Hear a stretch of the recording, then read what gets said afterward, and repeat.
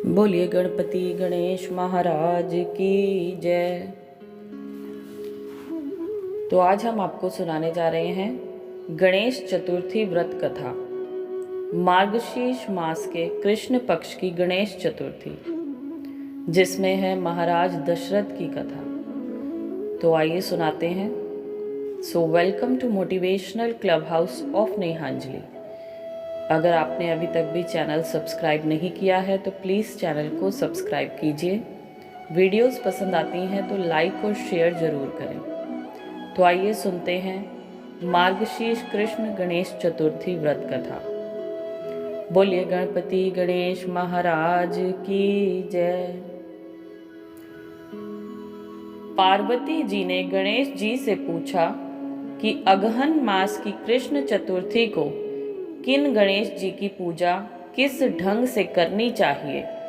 गणेश जी ने कहा कि हे माता, अगहन मास में पहले गजानन नामक गणेश जी की उपासना करनी चाहिए। उसके पश्चात अर्घ्य देना चाहिए। सारे दिन व्रत रखकर पूजन के पश्चात ब्राह्मण को भोजन कराकर जौ, चावल, चीनी, तिल और घी की सामग्री बनाकर हवन कराएं तो वह अपने दुश्मन को भी अपने वश में कर सकता है। इस बारे में हम तुम्हें एक पुरानी कथा सुनाते हैं। पुराने समय में त्रेता युग में दशरथ नाम के एक राजा थे। वे राजा शिकार करने के बहुत शौकीन थे। एक बार भूल से उन्होंने श्रवण कुमार नामक एक ब्राह्मण का शिकार करने में वध कर दिया।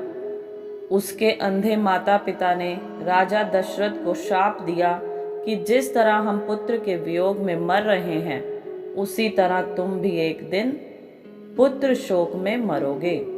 इससे राजा बहुत चिंतित हुए। उन्होंने पुत्रेष्टि यज्ञ करवाया। इस यज्ञ के कारण जगदीश्वर श्री राम ने 4 भुजाओं वाले रूप में अवतार लिया और लक्ष्मी जी सीता जी के रूप में पृथ्वी अवतरित हुई। पिता की आज्ञा प्राप्त कर भगवान राम ने सीता और लक्ष्मण सहित वन में खरदूषण आदि राक्षसों को मारा। इससे क्रुद्ध होकर रावण ने सीता जी का हरण कर लिया। सीता जी के हरण होने के दुख में भगवान राम ने पंचवटी को छोड़ दिया और ऋषिमुख पर्वत पर जाकर सुग्रीव के साथ मित्रता की। इसके पश्चात हनुमान आदि वानर सीता जी को तलाश करने में लग गए। ढूंढते ढूंढते वानरों ने गिद्धराज संपाति को देखा। संपाति ने इन वानरों को देखकर पूछा कि तुम कौन हो? इस वन में कैसे आए हो? तुम्हें किसने भेजा है?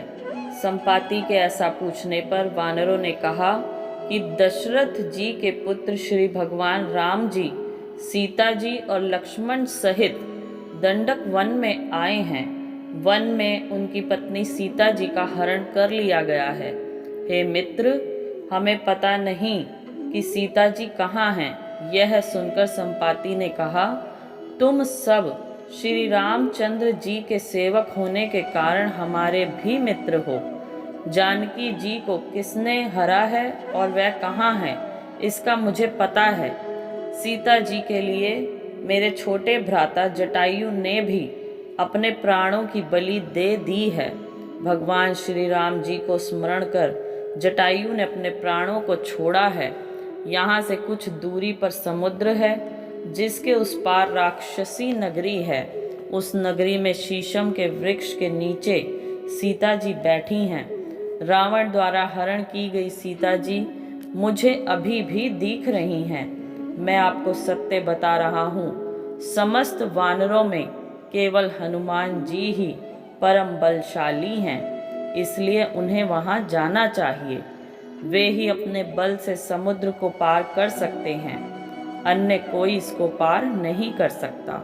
संपाति की बात सुनकर हनुमान जी ने पूछा कि हे संपाति, इस विशाल समुद्र को मैं कैसे लांघ सकता हूँ?